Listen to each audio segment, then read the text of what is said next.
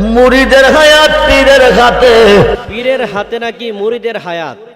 এই বন্ড মূর্খ ব্যক্তি প্রায় মাহফিলের মধ্যে এই ধরনের মানুষকে কুফরি শিরিকের দিকে দাবিত করার মতন বক্তব্য দেয়। নাউজুবিল্লাহ। এটা কিভাবে হতে পারে যেটা সরাসরি কোরআন সুন্নাহ বিরোধী কথা? পীরের হাতে কখনো মুরিদের হায়াত থাকতে পারে না।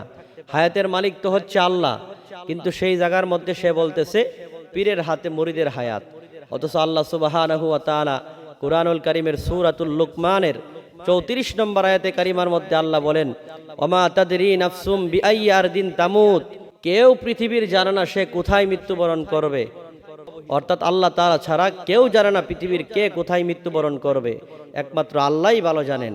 কিন্তু এই মূর্খ ব্যক্তি বলতেছে পীরের হাতে নাকি মুরিদের হায়াত। এই বক্তব্য দেওয়ার কারণে এই মৌলবী কুফরি করেছে। অবশ্যই প্রকাশ্যে তওবা করতে হবে।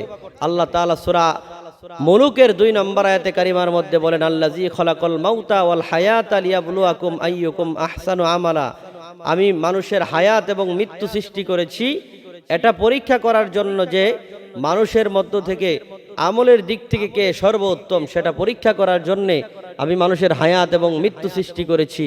সূরা বাকারার 28 নম্বর আয়াতে কারিমার মধ্যে আল্লাহ বলেন, কুনতুম আমওয়াতান, তোমরা তো ছিলা মৃত, ফাহইয়াকুম, আল্লাহ তোমাদেরকে জীবন দান করেছেন, সুম্মা ইউমিতুকুম, অতঃপর আল্লাহ তাআলাই তোমাদেরকে মৃত্যু দিবেন, সুম্মা ইউহয়িকুম, আবার আল্লাহ তাআলা তোমাদেরকে পুনরায় জীবিত করবে, সুম্মা ইলাইহি তুরজাউন, অতঃপর সর্বশেষ আল্লাহ তাআলার দিকে প্রত্যাবর্তন করতে হবে।